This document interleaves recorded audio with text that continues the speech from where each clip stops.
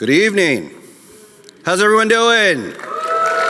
All right. All right. A couple of quick announcements. There are some flyers outside. If anyone's interested in having a drink, having some nice conversation, Frog takes a poison pill. We'll be at Seventh Sun. There are flyers out on the table at Seventh Sun.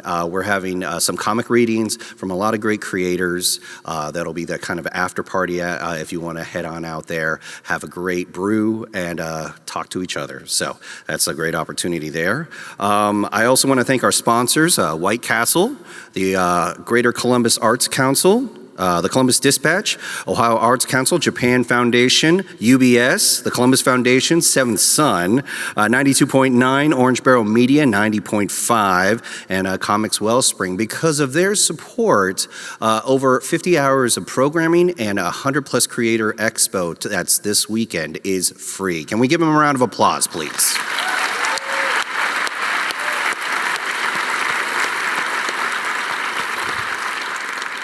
Also helping with that are our invaluable partners, CCAD, Columbus College of Art and Design, Popular Culture Studies at OSU, the Laughing Ogre, the Billy Ireland Cartoon Library and Museum, the Wexner Center of the Arts, of course, Columbus Metropolitan Library, Columbus Museum of Art, and Gateway Film Center. Another round of applause for our partners.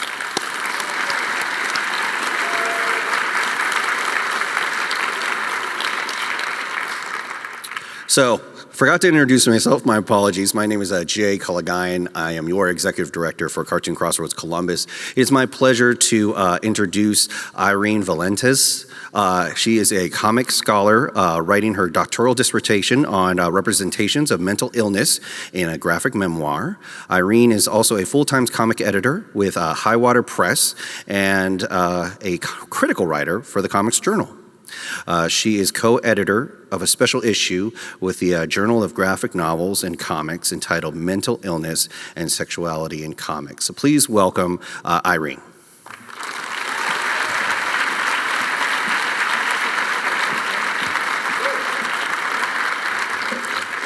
Good evening, and welcome to An Evening with Daniel Clowes. I'm Irene Velentzas, and I'm honored to be your host for this evening's conversation. But far more interesting than that is our esteemed guest tonight, Daniel Clowes. Daniel is a titan of creativity with an illustrious career as a cartoonist, illustrator, and screenwriter. His prolific 4-decade career includes such beloved and critically acclaimed works such as Art School Confidential, Ghost World, The Death Ray, Wilson, The Complete Eightball, and Patience. Known for his insightful views into the human condition, complex characterizations, meticulous art style, surrealism, and sharp wit, Daniel brings all this and more to his much-anticipated first new work in 7 years, Monica. Amongst his diverse industry achievements, Daniel is a PEN American Literary Award winner, multiple Harvey, Eisner, and Ignatz Award winner, an Academy Award-nominated screenwriter, and tonight, a CXC master cartoonist.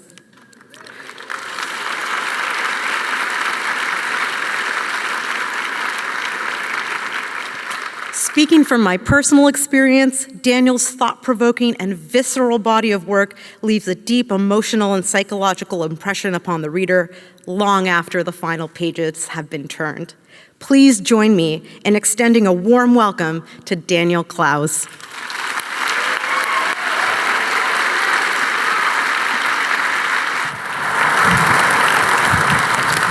Got to put my Master Cartoonist Award here. Show that bad boy off. Daniel, thank you for joining us. I'd like to just start by telling the audience a little bit about Monica. Nobody has really had a chance to read it. What can you tell us about this new work? Oh, I thought you were going to do it.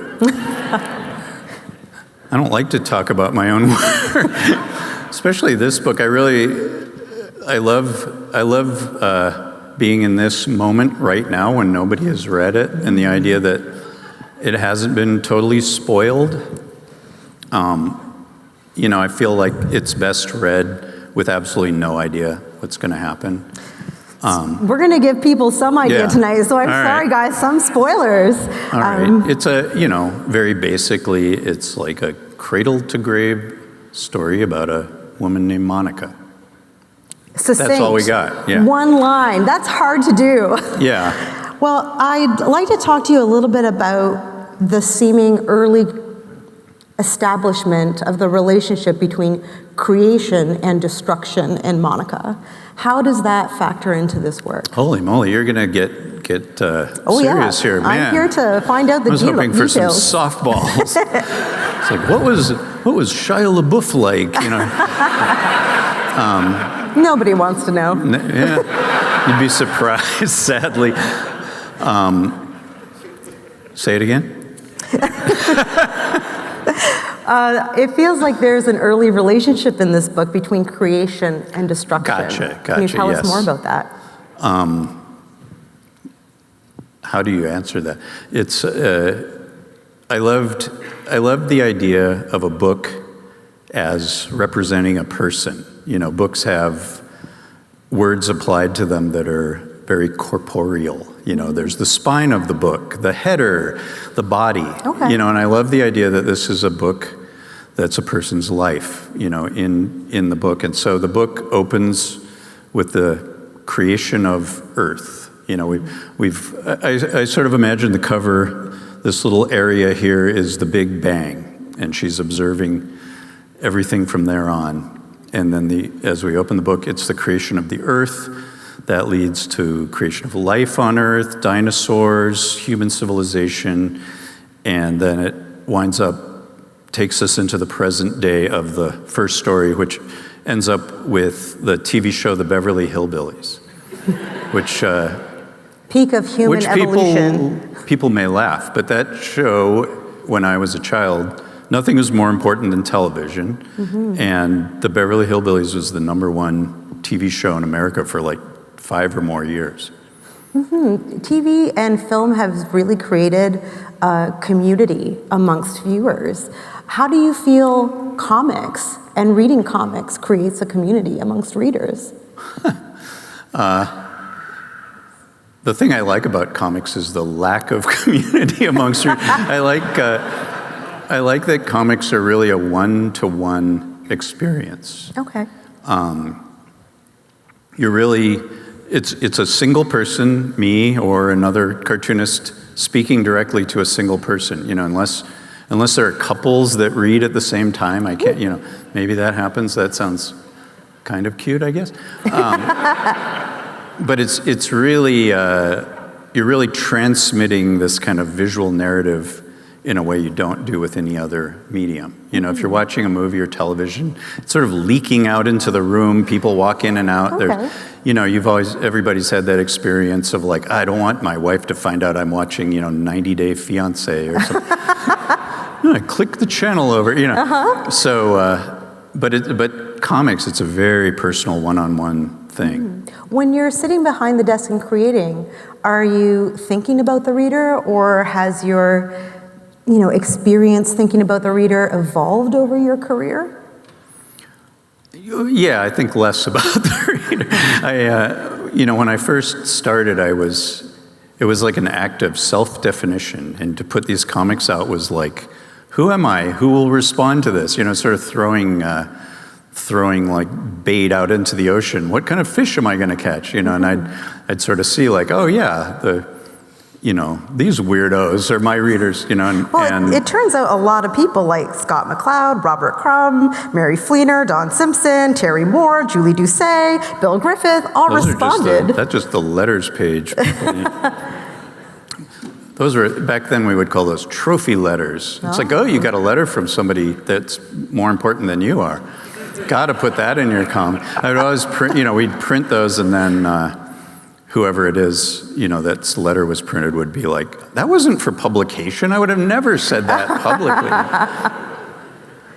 Don't leave anything on the cutting room floor. Yeah. Well, I'd like to talk to you a little bit about your character arcs, especially over Monica, because they're very intricate. There's a lot of timelines. There's a lot of characters that come to the foreground and background. So I'm wondering how you think through such a complex, interwoven set of character arcs.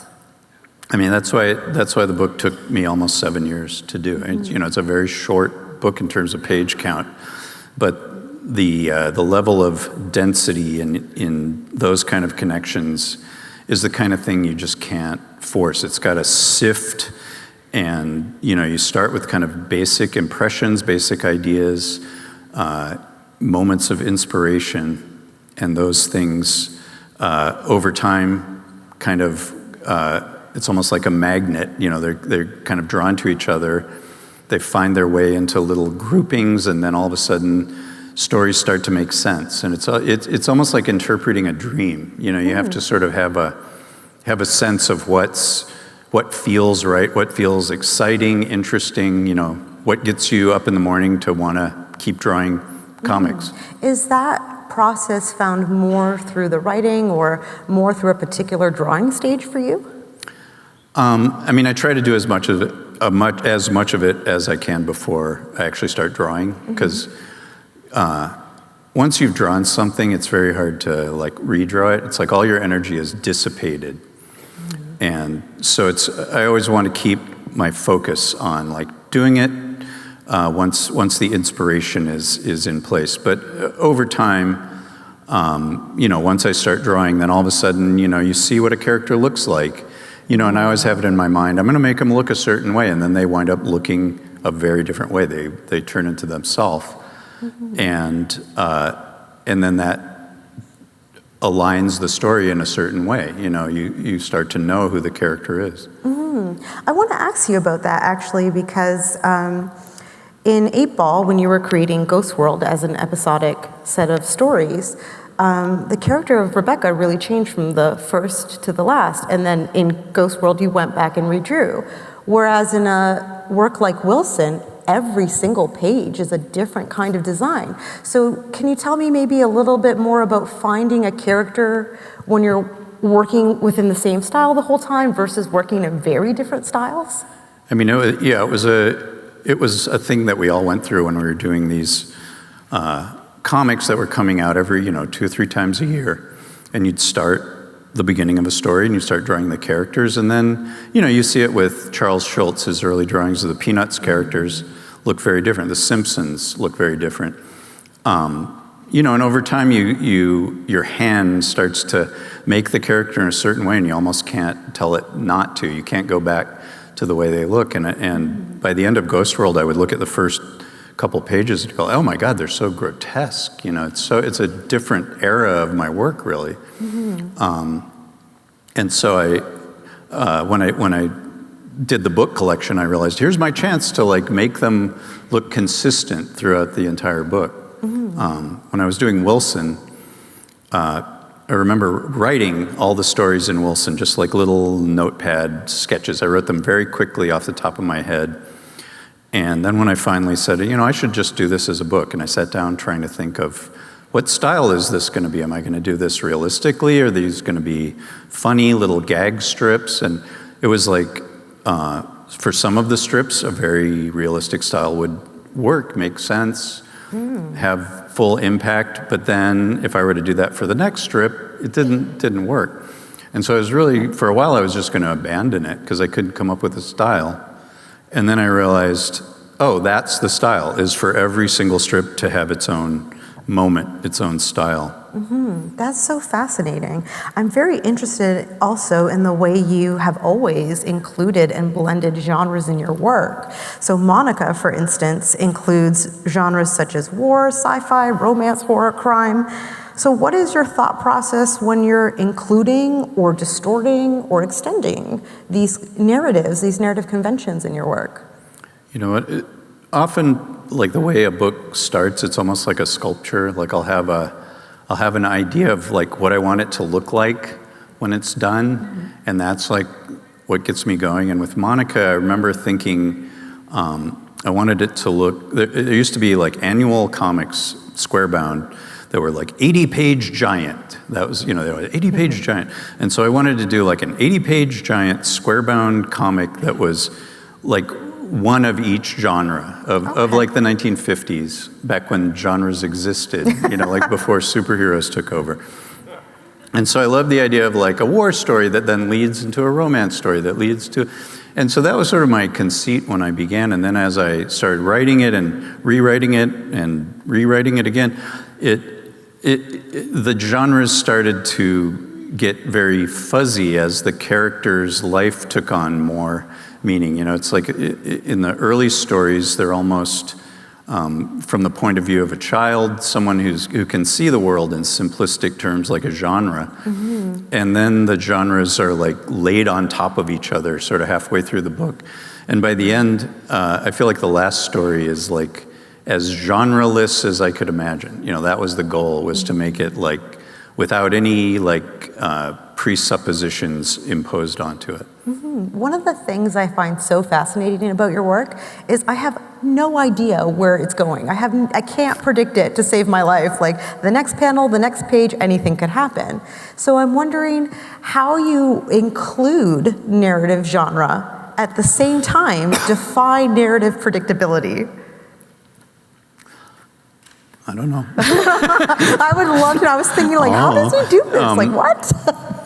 It's you know, I was trying to do a book where each of the stories could be read individually as short stories, and you could maybe, you know, I would think you could get something out of them even if you're not kind of immersed in the story at large. Mm-hmm. And I wanted the reader to kind of have to put together what's in between the stories. You know, there's like huge gaps that are really implied, and then I wanted the reader to get to the very end of the book and go, oh, and go back to the beginning and go like, now I have to read it in a completely different way. Yeah. And for each person to have their own completely different way. Mm-hmm. That's the goal. I definitely have that experience. I get to the last page and somehow I'm like, oh, okay, let's try again.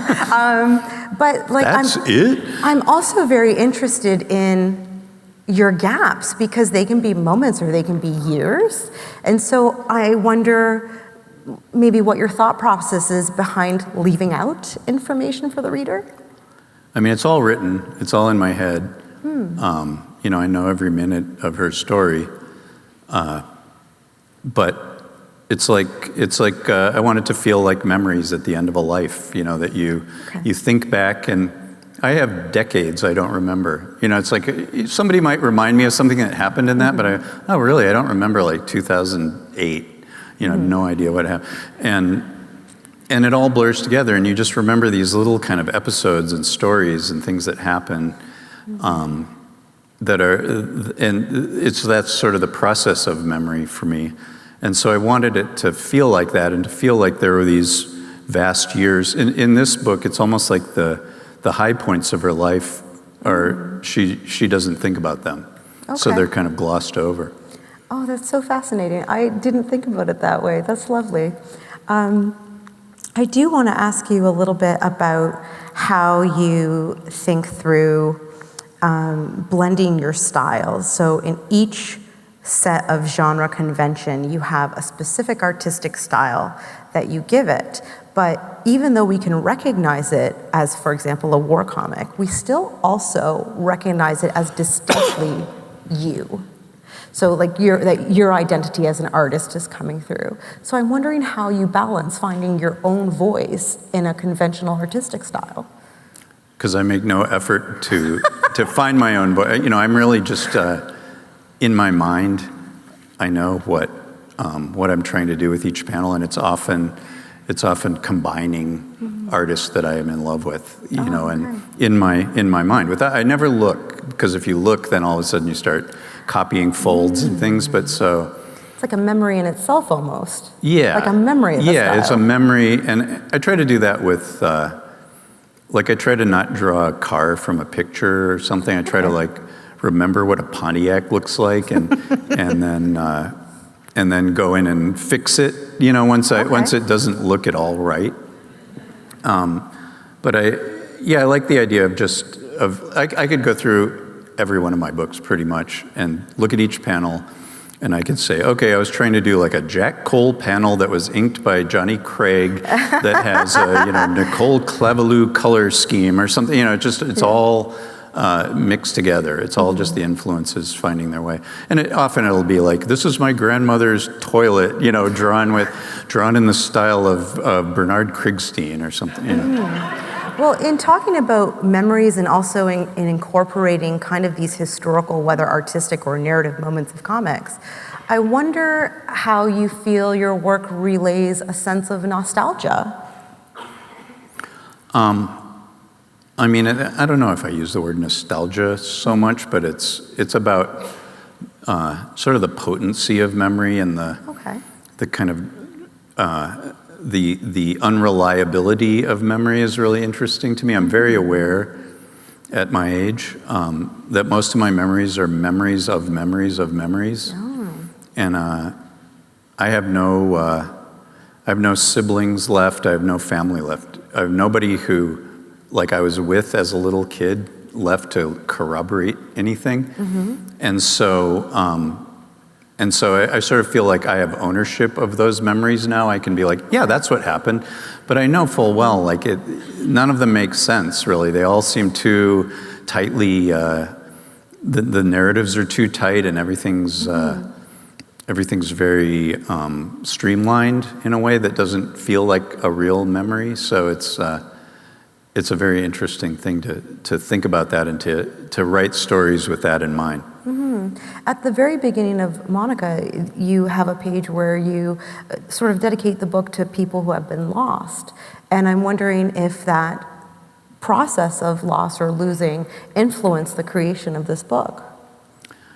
Absolutely, yeah. It was, right in the middle of sort of the first go-around of writing the book. I lost my brother and my mother within like a month of each other, and so I was feeling very like orphaned, and I'm writing these stories about sort of the story. There's a story in here about Monica's childhood, and it's not about my mother, but it's very much how it felt as a child emotionally to be in the situation I was in with my mother. Okay. And so, and I was actually working on that before my mother died, and I was feeling very kind of guilty, thinking like, okay, she's gonna really be upset by this, and I was thinking like, is there any way I can keep her from knowing about this book? And I realized she had all these kind of busybody friends who would tell her about it, like, I heard him on NPR. And so I was sort of wondering, like, can I just delay this book till she's like got dementia or something? But then when she and my brother died, I felt both like kind of crushed by that I wasn't going to have that experience of her kind of seeing this, because it was in a way trying to tell her something, but also I felt very relieved that I wouldn't have to go through that, and that I could feel totally free in kind of exploring this very painful experience, There's definitely a sense of investigating a life through stories and not necessarily from the main source that you have. So I'm wondering how you think about triangulating stories within a story to reveal someone we might not know.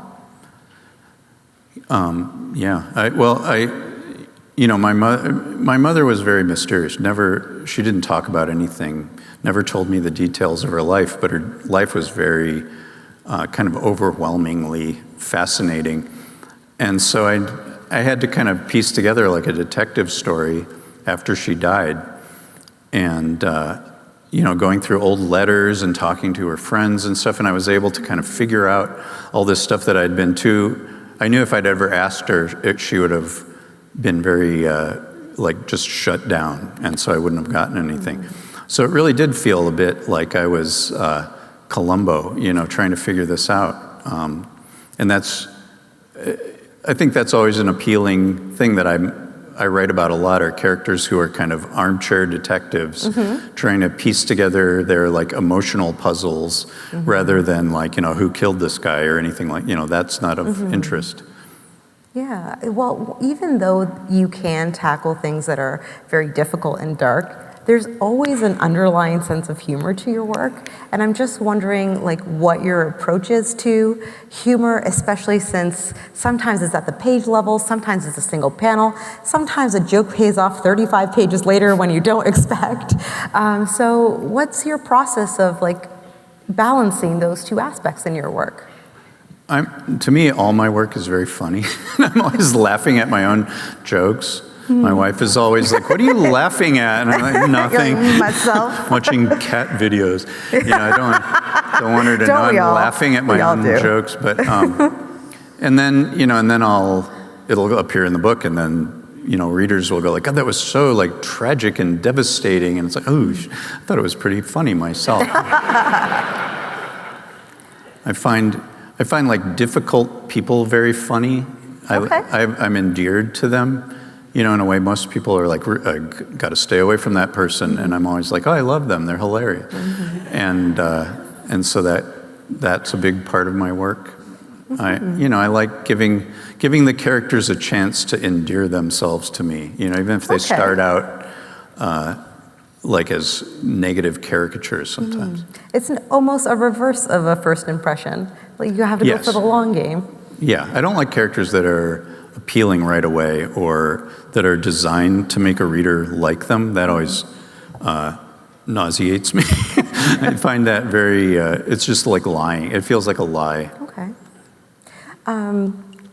Well, I very much am interested in the relationship of including other comics references in your work. You often include other characters or from a history of comics. So I'm wondering how that factors into your storytelling style. That's what the thing I love. I'm always, when I'm not working, I'm reading comics and looking at old comics, looking at movies, reading, looking at art. Things looking for that spark of like, oh my God, this gives me some kind of inspiration that I then want to like retransmit through my comics. And so it always feels like it's like it has a place in the story. I'm always trying to like bring it in and expand the world that I'm drawing to include these other things. And then thereby doing that, it sort of like draws that whole world of another comic into my world. That's amazing. And like your work has always felt very kind of transmedial to me, like it almost adopts film but speaks back to film and like kind of both ways. And you've also worked in film as well. So I'm wondering how you think about other mediums in relation to comics while you're working. I thought, working in film, I thought I would learn a lot about like script writing that would be useful in comics. And it was only useful in that I saw that it was much more rewarding to do comics. No matter what, you get to direct your own comics. And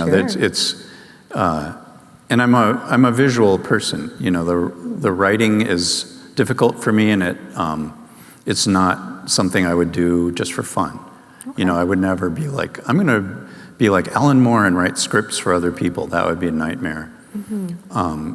I'm just writing in order to have something to draw. But I'm at the point in my career where I don't have any interest in drawing something that's not worth drawing.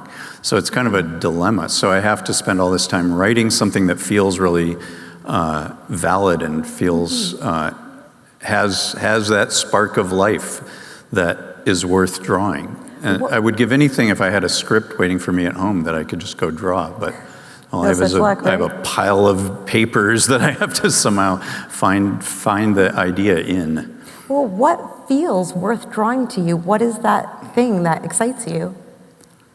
If I could define that, it might be easier. But it's just that elusive thing that it has to feel like I haven't done it before, and then when I finish every book, I realize, oh, this is the same book I always do. Well, I have felt, having read through kind of your last few decades of work recently, that it's always experimental, but that's why it feels like it's always adapting. At the same time, it seems to, speak maybe speak back to an American ideology, American lifestyle. So I'm wondering how you might include social commentary in your work, especially in a new work like Monica. You're saying this as a Canadian. You should tell everybody. I should say that as American a Canadian. is much more disparaging coming from you. I try not to put in any social commentary because I don't think it ages well, and I also don't think cartoonists should be trusted for their social commentary. I think it takes enough to learn to draw comics and tell stories and put things together, and you don't really have time to do the research and to know what should be said about public discourse. But of course, it all filters in. It's all part of our lives, and so that's the way I like it to enter the work. I like to finish a book and then go oh, this was all about what an asshole George Bush was, or whatever. It always comes in, and and it becomes very clear once you take a step back from it. But I have no interest in convincing anybody of my opinions. Right. Comics, just in general, I think to me have always felt very punk rock. They have always felt a bit subversive in their nature, and I feel like I see some just of that. Just like Jim Davis was real punk. Yeah. Especially Jim. Yeah. But comics have had a bit of a countercultural role in our society. Sure. Would you feel like your work falls under that umbrella? Anybody who would say that about their own work, you should be like, hey, yeah, man, I'm really countercultural. I'm sticking it to the man. That's, I will say about my own work and the work of a lot of my peers is nobody's telling me what to do. I don't have anybody, giving me any input at all till it's done. And even then, I wouldn't listen to them because it's done and it's too late. So I literally, not even my wife reads my comic. So I'd worked on this for 7 years. Nobody else saw it. Nobody had any idea what it was. And, for all I knew, it was a work of madness. And you have to just trust yourself and put it out there. But there's something very uplifting about that. Yeah, we're all going to get to share in it in a few days, which is a very exciting time for this book. You better all read it tonight. Tonight. I want to hear book reports tomorrow. One of the things I was very interested in your career is your career almost started with these very kind of episodic stories, and then they became longer narratives. And in Behind the Eightball Part 2, I'm going to read because I'm going to quote. You had talked about getting the urge to do a longer, denser story, but the reason that wasn't done for works like David Boring was because you had a bit of separation anxiety in terms of getting to a longer work. So I'm wondering what you might say to an artist out there today of how do you know when your work is transitioning and to trust that transition? It's so different for everybody. I hate to give advice. I really do. I feel like I could only give advice if you wanted to replicate me starting in 1985, because the world is so different and everything is different. And some people are ready to I'm going to do a 900-page opus, right off the bat. Very, very few people are ready to do that. I would always recommend when you're starting out, do something that you can get out of and not feel bad. If you do something short, manageable, you can get that done and then move on to the next thing. But, if I had said that to Jaime Hernandez, you got to get rid of this Maggie character, you're done. He's been, since he was 19 years old doing the same thing. So, he was a very different case than I am. But for me, it was a build-up. I had to build up to be able to do a longer story. For me, Monica felt like the culmination of a lot of your career coming together in this really, really beautiful volume. And so I'm just wondering, out of all the 7 years, what felt like your favorite part to create in Monica? I loved the whole thing, working on it. It was, talk about separation anxiety. That's probably 3 of the 7 years it took to work on this was like, anytime I would have a problem, a panel I had to fill in, something I had to do, I would think like, what is the hardest possible way to do this? You know, it's like, what's the hardest like angle of perspective to draw? What's the thing that's going to aggravate me the most? And then I would do that, and then I would reject that and go try it a different way and do it another. And I just went through every permutation on this book to stay in the world of it, because it was, for some reason, I don't know why, it was just very joyful to be there. And when I finished, I was really depressed. Oh, wow. I was really like, what am I going to do now? The next Can I do a sequel? Yeah, I don't know. Sure. Well, you have always left the possibility of doing a new issue of Eightball open. So I'm just going to toss that out there for you to do. Now it would be like $28 or something. Well, it's been a pleasure to read. And before I turn it over to the audience for questions. Egads. I know, that's going to happen. These people. If you thought my questions were difficult, just wait. Good Lord. But I will tell you all some wonderful news, which is Daniel will be signing in the lobby later tonight, just after this panel. So you can find him there. But he will also be signing on September 30th at 2 p.m. at the library. Meaning tomorrow. Meaning tomorrow. Yeah. Yes, thank you. As well as October 1st, meaning Sunday, the day after tomorrow, at 1 p.m. So if you don't have a chance to get your book signed tonight, you will be able to see Daniel later this weekend. Yeah. And Daniel, is there anywhere else they can find your work or what you'll be doing next? Well, if they're going to New York, I'll be at the Strand on Tuesday night. Great, see you there. Yeah. Wonderful. All right, I would like to invite members of the audience to come up to either one of these 2 mics and ask a question to Daniel. We'd be happy to hear your questions for him. Do you sometimes regret becoming a cartoonist? Sometimes. I love that. No, I don't. You'd think I would, but I mean, I remember when I first started out, I thought, I can't do anything else. I was like super shy, super like unable to deal with other people when I was a young man, and it was the thought of like going out and getting a job was so terrifying to me that I like put so much into being a cartoonist. That was like the only thing I could think of, and it's to this day I find it a miracle that I can like make a living doing this. I mean, it never gets old. Thank you. You're welcome. Hello. Hi. My question is, at what point in your early life, drawing, sketching, being an artistic person, did you feel that this was something you could really do? At what point in the state you were in, did cartooning and being this amazing author and artist really crystallize in your mind as what you were here to do? Like 5 years ago.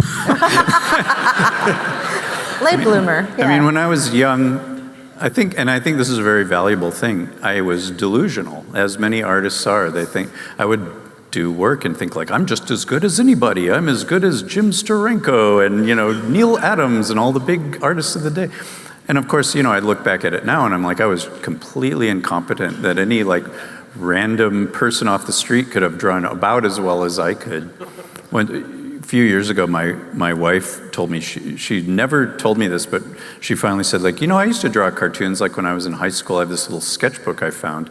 And I was looking through that and I was like, if I was only as good as she was, I would have been so happy. But I was just obsessed with it. I just loved it, and it's all I thought about, and it's all, the only thing that made me happy to do was draw it, and I just did it until like I figured out, and then I became a master cartoonist. Yeah. Thank you so much. Thank you. Thank you. Please.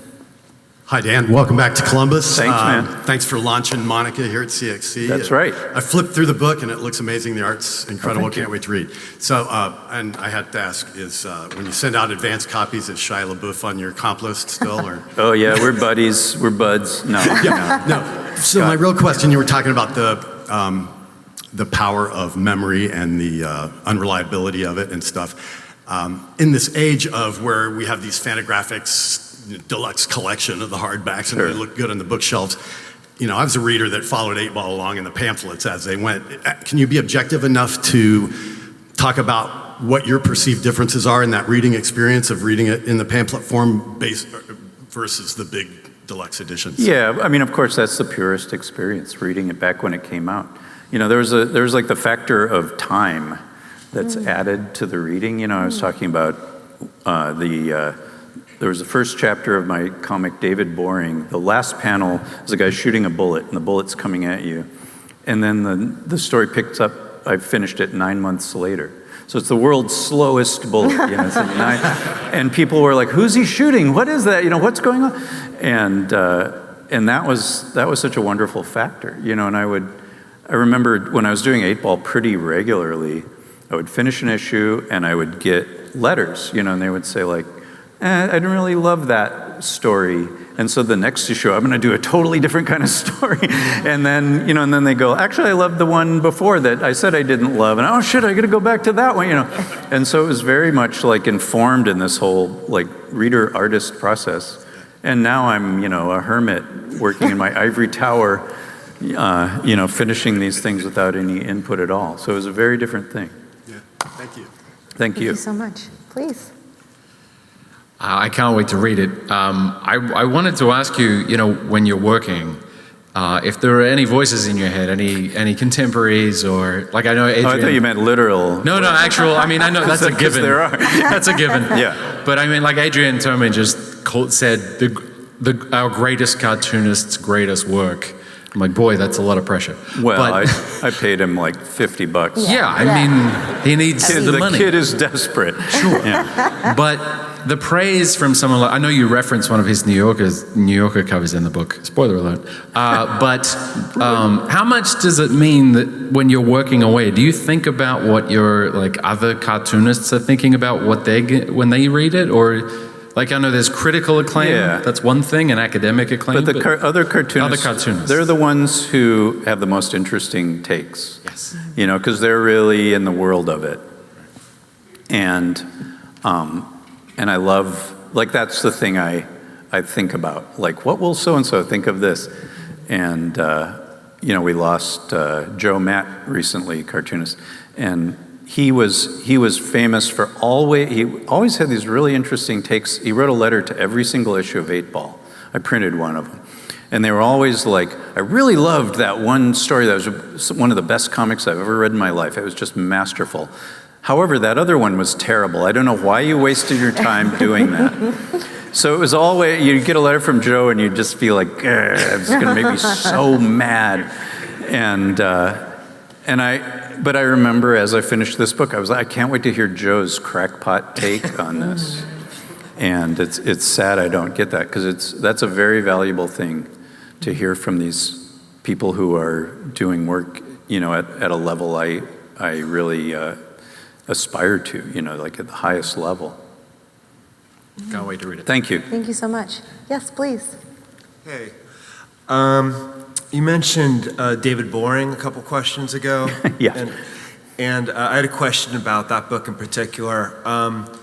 What would you say that there's a relationship between the movie Vertigo and David Boring, and when you were planning it, the way that it came out? There's a relationship with movie Vertigo with everything I've ever done. That's like I think of that as my religion almost. Like I live in the Bay Area, and whenever anybody comes to town who I really respect as an artist, I take them on the Vertigo tour, and we drive down to the Mission, and we go through the Redwoods, and we go to Scotty's apartment, and we go to what's her name's, Kim Novak's apartment, and it feels like going to like the Holy Land or something. So Yeah, that movie, I've seen it, I don't know, 50 times, and it's every time I'm like, oh my God, I didn't notice this before. Mm-hmm. Have you seen Guy Madden's great film, The Green Fog? No. It's one of the greatest films I've ever seen. He remade Vertigo using clips from 70s TV shows, all set in San Francisco. So it's like the streets of San Francisco, Carl Malden, it's all stuff like that, and it's absolutely brilliant. It's like almost as good as Vertigo. Things like having Wanda having that signature hairstyle, and then David's mother having kind of a double version of Wanda's hairstyle. That's right. Did that kind of fall into place? Did you remember wanting to intentionally make a homage to Kim Novak's swirly hair? Not so much. It was just the love of drawing these ridiculous comic shapes, and then kind of applying that to the idea of vertigo and memory and obsession. I have certain shapes that I draw over and over in my comics, and I can't explain what they are. Like weird mushroom things. Mm-hmm. Who knows? Okay, thank you so much. Thank you. Oh, do we have one more person coming down? Okay, we'll take this as the last question. Thank you. Too much pressure. Make it good. All right, Brian. Hey, I did get to read Monica, and so this Monica and Patience, I felt like there was a lot of aspects of time travel. So I was curious if in your personal life, where would you want to time travel? Do you ever think about time traveling? And yeah. Once years ago, there was a column in a British newspaper, I think, where it's 10 questions of authors, and they asked me the 10 questions, and one was, where would you go if you were a time traveler? And I said, my answer was something like, I'd like to think that I would go assassinate Hitler or prove the divinity of Jesus Christ, but I know I'd probably just go back to my grade school and look at the kids in my third grade class. And when this article came out, they shortened all the answers, and so it just said, I'd like to think that I would go assassinate Hitler. And on that note, thank you so much. Please help me thank Daniel. He'll be signing in the lobby momentarily. Thank you so much, everyone.